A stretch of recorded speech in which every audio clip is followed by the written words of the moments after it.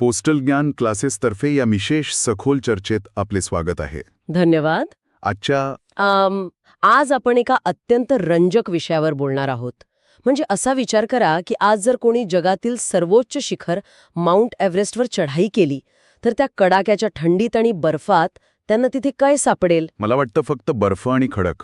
तसं वाटणं साहजिक आहे, पण आश्चर्याची गोष्ट म्हणजे तिथे माशांचे आणि सागरी जीवांचे जीवाश्म मिळतात, म्हणजे ज्याला आपण फॉसिल्स म्हणतो. बापरे, म्हणजे चक्क समुद्रातले जीव. हो, म्हणजे आज जिथे ढगांना भिडणारे हिमालय उभे आहेत तिथे कधी काळी एक अथांग महासागर होता. हे खरंच अविश्वसनीय आहे. हो ना. आणि म्हणूनच पोस्टल ज्ञान क्लासेसने उपलब्ध करून दिलेल्या LDCE विभागीय पदोन्नती परीक्षांच्या अत्यंत महत्त्वपूर्ण नोट्सवर आधारित आज आपण भारताच्या भूगोलाची हीच रहस्यमय कहाणी उलगडणार आहोत. हो, आणि हे अत्यंत महत्वाचं आहे, कारण आपण जेव्हा भारताच्या नकाशाकडे पाहतो तेव्हा तो केवळ रंगांचा आणि रेषांचा खेळ नसतो. तो कोट्यावधी वर्षांच्या उलथापालथीचा एक जिवंत पुरावा आहे. आणि परीक्षेच्या दृष्टीने विचार केला तर केवळ आकडेवारी पाठ करण्यापेक्षा, म्हणजे रट्टा मारण्यापेक्षा. अगदी बरोबर, रट्टा मारण्यापेक्षा एखादा पर्वत तिथे का आहे किंवा एखादी नदी तिथे का वाहते हे जर आपण समजून घेतलं तर तो विषय कायमचा लक्षात राहतो. नक्कीच. आणि ह्या नकाशाच्या आकडेवारीपासूनच आपण सुरुवात करूया. म्हणजे पोस्टल ज्ञान क्लासेसच्या नोट्समध्ये एक अत्यंत स्पष्ट वर्गीकरण दिलं आहे. बरोबर. जर आपण भारताची संपूर्ण जमीन एक मोठा पिझ्झा किंवा 100% मांडली तर त्याचे तुकडे कसे पडतात, त्यात असं दिलंय की 43.2% भाग हा मैदानी आहे, 27.7% भागात पठारे आहेत, 18.5% टेकड्या आहेत आणि फक्त 10.6% पर्वत आहेत. हो, ही आकडेवारी परीक्षार्थींनी अगदी तोंडपाठ ठेवली पाहिजे. पण मला एक प्रश्न पडलाय, म्हणजे इतका मोठा हिमालय असूनही देशाचा निम्म्याहून अधिक भाग म्हणजे जवळपास 43% भाग हा मैदानी प्रदेशाने कसा व्यापलेला आहे? पर्वतांचं वर्चस्व जास्त असायला हवं होतं ना? वरवर पाहता तसं वाटू शकतं, पण इथे भूगोलाचा एक महत्वाचा नियम लागू होतो. तो म्हणजे धूप किंवा ज्याला आपण इरोजन म्हणतो. अच्छा, म्हणजे जमिनीची झीज. होय. लाखो वर्षांपासून हिमालयातून ज्या नद्या वाहत आहेत त्यांनी आपल्यासोबत पर्वतांची प्रचंड झीज करून गाळ वाहून आणला. बरोबर. हाच गाळ खाली साचून आजची उत्तरेकडील महाकाय मैदानी तयार झाली आहेत. त्यामुळे झालं असं की पर्वतांचा आकार हळूहळू कमी होत गेला आणि मैदानांचा विस्तार वाढत गेला. म्हणजे पर्वतांनीच स्वतःला झिजवून मैदानांना जन्म दिलाय तर? अगदी तसंच. आणि याशिवाय भौगोलिक संरचनेनुसार भारताचे 5 मुख्य विभाग पडतात. कोणते 5? हिमालय पर्वत, उत्तरेकडील मैदाने, किनारपट्टीची मैदाने, द्वीपकल्पीय पठार आणि बेटी. हा जो मूळ साचा आहे ना, तो डोळ्यासमोर ठेवणं परीक्षेसाठी आवश्यक आहे. बरोबर. पण मग या हिमालयाच्या जन्माची ती काय कथा आहे?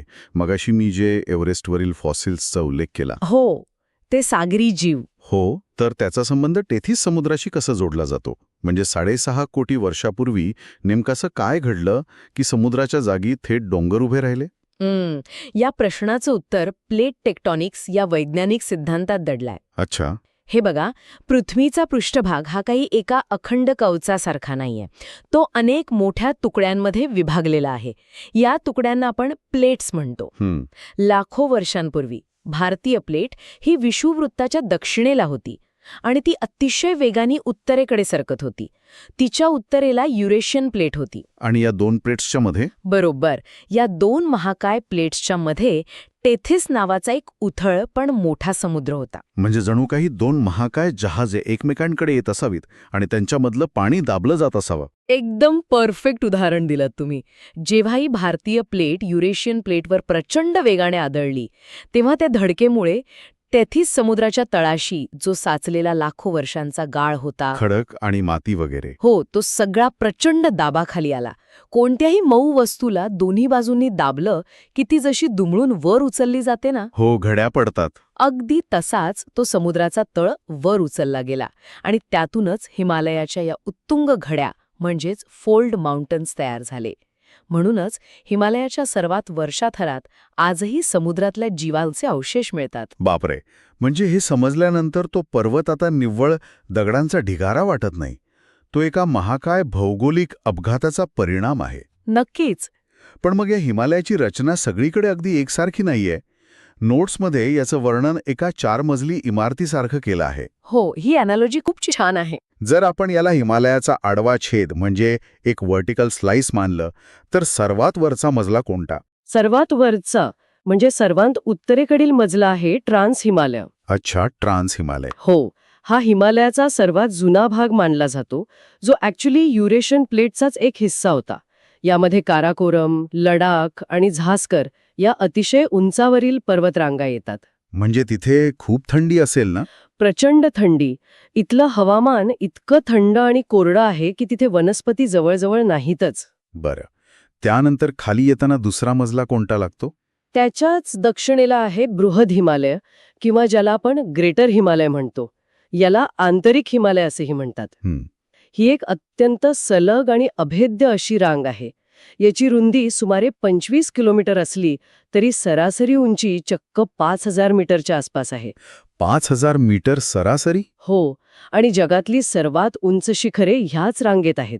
माउंट एव्हरेस्ट, ज्याची उंची 8848 मीटर आहे, ते याच बृहद हिमालयात नेपाळमध्ये येतं. अच्छा. आणि एव्हरेस्टबद्दल एक रंजक माहिती अशी आहे की ॲक्च्युली त्याला स्वतःचं असं मूळ नाव नाहीये. भारताचे तत्कालीन surveyor general sir George Everest यांच्या सन्मानार्थ हे नाव दिलं गेलंय. हो, ही खूप छान माहिती आहे. पण मला सांगा, या बृहद हिमालयाचे खडक कसे आहेत? म्हणजे ते ट्रान्स हिमालयासारखेच आहेत का? नाही, इथे खडकांचं स्वरूप वेगळं आहे. बृहद हिमालयाचा जो गाभा आहे ना, तो ग्रॅनाइट आणि नीस सारख्या अत्यंत कठीण, स्फटिकमय आणि अग्निजन्य खडकांनी बनलेला आहे. म्हणजे एकदम टणक खडक. हो, पृथ्वीच्या आतला अतिशय खोलवरचा आणि टणक भाग दाबामुळे वर आला आहे, म्हणूनच या रांगेला एक मजबूत सांगाडा मिळाला आहे. अच्छा, म्हणजे हा इमारतीचा मुख्य पिलर आहे. पण जर हा सर्वात कठीण भाग आहे, तर त्याच्या खाली असलेल्या मध्य हिमालयाची रचना वेगळी का असावी? कारण नोट्समध्ये तिथे चुनखडीसारखे मऊ खडक आढळतात असं नमूद आहे. हे खूप अचूक निरीक्षण आहे तुमचं. मध्य हिमालय, ज्याला आपण हिमाचल हिमालय किंवा लघु हिमालय म्हणतो, तो बृहद हिमालयाच्या दक्षिणेला आहे. त्याची उंची साधारण 1300 ते 1500 मीटर आणि रुंदी 80 किलोमीटरच्या आसपास आहे. इथे अवसादी खडकांची म्हणजेच सेडिमेंटरी रॉक्सची प्रधानता आहे. मगाशी आपण ज्या टेथिस समुद्राच्या गाळाचा उल्लेख केला ना, हो, तो वर आला तोच. बरोबर. तो गाळ जेव्हा वर आला तेव्हा त्याचं रूपांतर या चुनखडीच्या आणि मऊ खडकांमध्ये झालं. आणि मग सर्वात खालचा मजला म्हणजे बाह्य हिमालय, ज्याला आपण शिवालिक म्हणतो, बरोबर? एकदम बरोबर. शिवालिक ही सर्वात दक्षिणेकडील आणि सर्वात कमी उंचीची रांग आहे. ही रांग हिमालयातील नद्यांनी वाहून आणलेल्या गाळ आणि दगडांपासून खूप नंतरच्या काळात तयार झाली आहे. म्हणजे परीक्षेत हा फरक लक्षात ठेवणं महत्त्वाचं ठरतं. उत्तरेकडील अति कठीण ग्रॅनाइट खडक आणि दक्षिणेकडील गाळाचे मऊ खडक. नक्कीच. आता हे मजले समजल्यावर ना एक गणिती कोडं समोर येतं. कोणतं? म्हणजे परीक्षेच्या दृष्टिकोनातून हा अत्यंत कळीचा मुद्दा आहे. काराकोरम रांगेत असलेल्या K2 शिखराची उंची 8611 मीटर आहे. तर सिक्कीम नेपाळ सीमेवरील कांचनजंगा शिखराची उंची 8588 मीटर आहे. बरोबर आहे. मग जर 8611 हा आकडा 8588 पेक्षा मोठा आहे, तर कांचनजंगाला भारताचं सर्वोच्च शिखर का मानलं जातं? भूगोलाचा नियम इथे का बदलतो? इथे भूगोलाचा नियम बदलत नाहीये, तर वास्तवातील राजकीय सीमांचा प्रश्न निर्माण होतो. अच्छा. K2, ज्याला गॉडविन ऑस्टिन असंही म्हणतात, ते निर्विवादपणे जगातील दुसरं सर्वात उंच शिखर आहे. पण ते ज्या काराकोरम रांगेत आहे, तो भाग सध्या पाकव्याप्त काश्मीर म्हणजेच POK मध्ये येतो. म्हणजे तो पाकिस्तान आणि चीन यांच्यातील वादग्रस्त प्रवेश आहे. हो, त्यामुळे जेव्हा आपण पूर्णतः आणि निर्विवादपणे भारतीय प्रशासनाखालील सर्वोच्च शिखराचा विचार करतो, तेव्हा सिक्कीममधील कांचनजंगा हे भारताचं सर्वोच्च शिखर ठरतं. परीक्षार्थ्यांनी हा तांत्रिक फरक अचूक लक्षात ठेवायला हवा. म्हणजे हा वाद भौगोलिक नसून भूराजकीय आहे. आता हे मला पूर्णपणे स्पष्ट झालं. बरं, हिमालयाव्यतिरिक्त देशात इतरही अनेक पर्वत आहेत जे परीक्षेसाठी तितकेच महत्वाचे आहेत. हो, नक्कीच आहेत. उदाहरणार्थ अरवली पर्वतातील माउंट आबू किंवा गुरु शिखर याची उंची नोट्समध्ये फक्त 1722 मीटर दिली आहे. म्हणजे हिमालय 8000 मीटरच्या वर आहे आणि अरवली फक्त 1700 मीटर. हे दोन्ही पर्वतच आहेत ना? हो, हे दोन्ही पर्वतच आहेत. पण त्यांच्या वयामध्ये कोट्यावधी वर्षांचं अंतर आहे. म्हणजे कसे? हिमालय हा जगातील सर्वात तरुण पर्वत मानला जातो, तर अरवली हा जगातील सर्वात जुन्या पर्वतांपैकी एक आहे. अच्छा. एकेकाळी अरवलीची उंचीही हिमालया इतकीच गगनचुंबी होती, पण लाखो वर्षांच्या ऊन, वारा आणि पावसाच्या माऱ्यामुळे त्याची प्रचंड झीज झाली आणि आता तो केवळ एक अवशिष्ट म्हणजे रेसिड्युअल पर्वत उरला आहे. हे खरंच अविश्वसनीय आहे. म्हणजे गुरुशिखर हे एकेकाळच्या महाकाय पर्वताचं उरलेलं एक छोटंसं टोक आहे. हो, अगदी तसंच. आणि याच यादीत मध्य भारतातील काही पर्वतांचाही उल्लेख आहे, जसे की सातपुडा रांगेतील धूपगड, जे 1350 मीटर आहे आणि पंचमढी जवळ आहे, हां. आणि मैकाल रांगेतील अमरकंटक, ज्याची उंची 1066 मीटर आहे. पण अमरकंटकला इतकं महत्त्व का दिलं जातं? कारण अमरकंटक हे भौगोलिकदृष्ट्या एका पाण्याच्या टाकीसारखं काम करतं. पाण्याच्या टाकीसारखं? बरोबर. ते कसं? तिथून एका विशिष्ट प्रकारची नदी प्रणाली उगम पावते, ज्याला आपण अरीय प्रवाह किंवा रेडियल ड्रेनेज म्हणतो. अच्छा. म्हणजे अमरकंटकच्या पठारावरून वेगवेगळ्या दिशांना नद्या वाहतात. सर्वात प्रमुख म्हणजे पश्चिमेकडे वाहणारी नर्मदा नदी आणि उत्तरेकडे जाऊन गंगेला मिळणारी सोन नदी. या नद्यांच्या उगमामुळे अमरकंटकला एक अनन्यसाधारण महत्त्व प्राप्त झालं आहे. बरोबर. आणि जर आपण आणखी दक्षिणेकडे गेलो तर पश्चिम घाट आणि पूर्व घाटाचे पर्वत लागतात. हो. महाराष्ट्रात कळसुबाई हे शिखर आहे, ज्याची उंची 1646 मीटर आहे. तर दक्षिण भारताचं सर्वोच्च शिखर अन्नामुडी हे 2695 मीटर असून ते अन्नामलाई रांगेत आहे. पण यासोबतच ना, दोडाबेटा या 2637 मीटर उंचीच्या शिखराचा उल्लेख आहे, जे निलगिरी पर्वतात येतं. या शिखराशी एका आदिवासी जमातीचाही संबंध जोडला जातो ना? होय. निलगिरी पर्वताच्या या उंच आणि दुर्गम भागात तोडा नावाची अत्यंत वैशिष्ट्यपूर्ण आदिवासी जमात पिढ्यानपिढ्या वास्तव्य करते. तोडा जमात? हो. त्यांचा निसर्गाशी असलेला संबंध आणि त्यांचं जीवनमान या भौगोलिक परिस्थितीमुळेच आकारलं गेलं आहे. आणि याच संदर्भात पूर्व घाटाचा विचार केला तर ओडिशाच्या गंजाम जिल्ह्यात असलेलं महेंद्रगिरी, ज्याची उंची 1501 मीटर आहे, हे पूर्व घाटातील सर्वोच्च शिखर मानलं जातं. या सर्व शिखरांची आणि त्यांच्या स्थानांची नोंद परीक्षांसाठी थेट मार्कांची संधी असते. नक्कीच. म्हणजे आत्तापर्यंत आपण उंची आणि शिखरांनुसार भारताचे आणि हिमालयाचे विभाजन पाहिलं, इमारतीचे मजले पाहिले. बरोबर. पण जर या महाकाय पर्वताचे आडवे म्हणजे हॉरिझॉन्टल तुकडे करायचे असतील तर ते कसे केले जातात? नद्या या हिमालयाला कसं विभागतात? भाग पहिला भाग आहे पंजाब हिमालय. हा सिंधू नदी आणि सतलज नदीच्या मधला 560 किलोमीटर लांबीचा पट्टा आहे. पीर पंजाल आणि धौलाधार या रांगा प्रामुख्याने याच भागात येतात. म्हणजे सिंधू आणि सतलज या दोन नद्या या हिमालयाच्या सीमा बनल्या आहेत. यानंतर सतलजच्या पूर्वेला कोणता भाग येतो?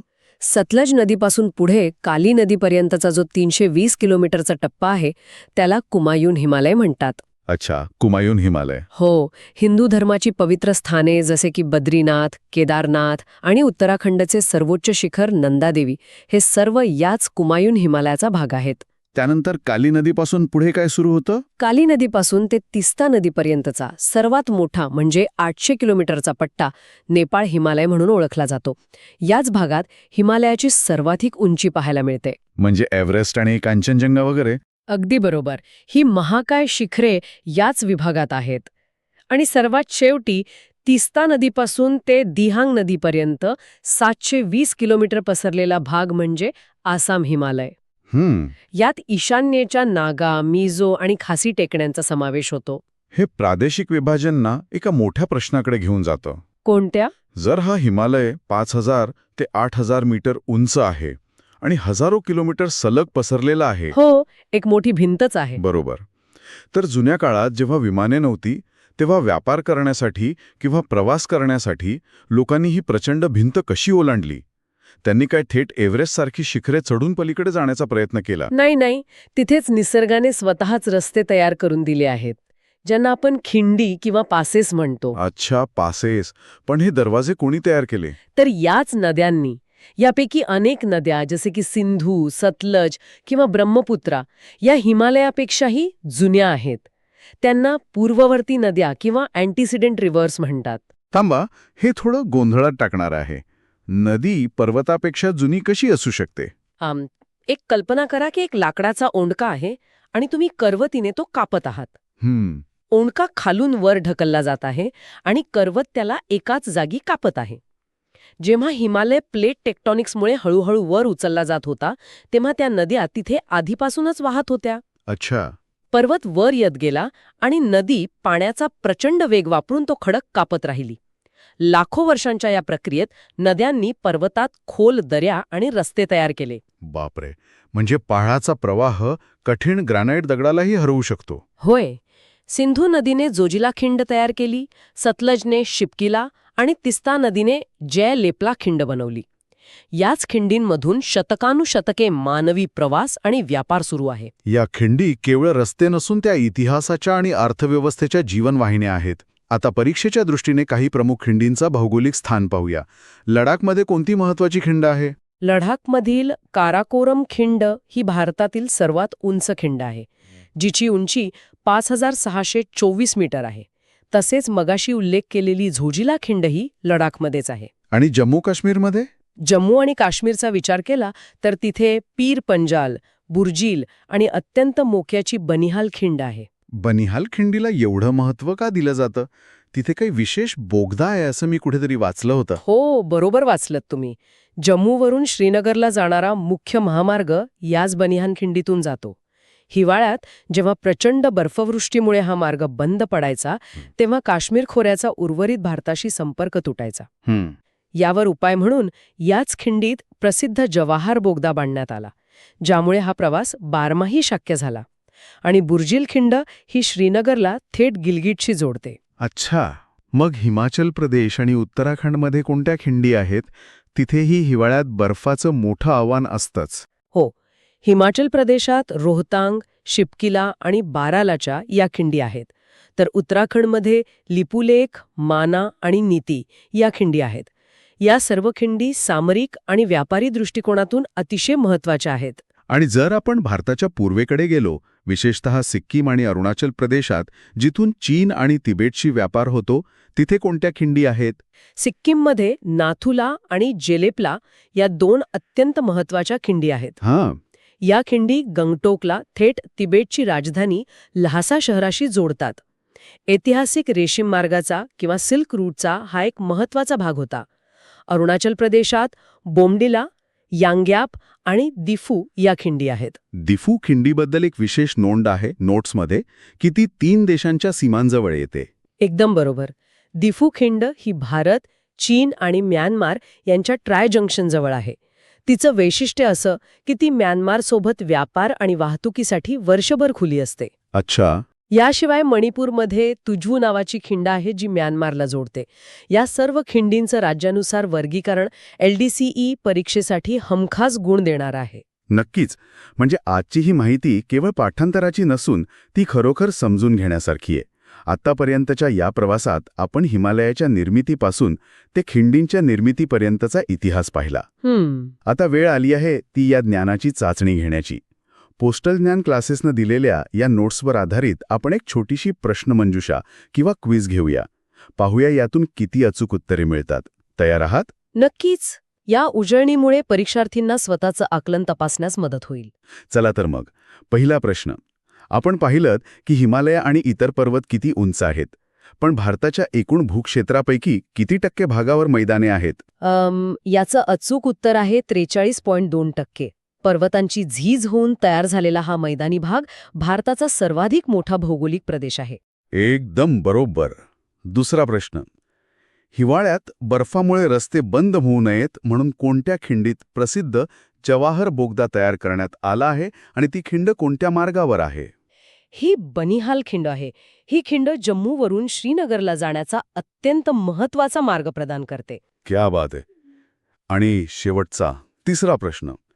दक्षिण भारतातील निलगिरी पर्वतात असलेल्या दोडा बेटा या शिखराजवळ कोणती वैशिष्ट्यपूर्ण आदिवासी जमात निवास करते? तिथे तोडा जमातीचे लोक पिढ्यानपिढ्या राहतात. हा सांस्कृतिक आणि भौगोलिक संगम परीक्षेसाठी खूप महत्वाचा आहे. हे अत्यंत उत्तम स्पष्टीकरण होतं. पोस्टल ज्ञान क्लासेसच्या या नोट्स LDC परीक्षांच्या म्हणजेच पोस्ट ऑफिस विभागीय पदोन्नती परीक्षांच्या तयारीसाठी केवळ उपयुक्तच नाहीत, तर त्या यशाचा एक खात्रीशीर मार्ग आहेत. नक्कीच.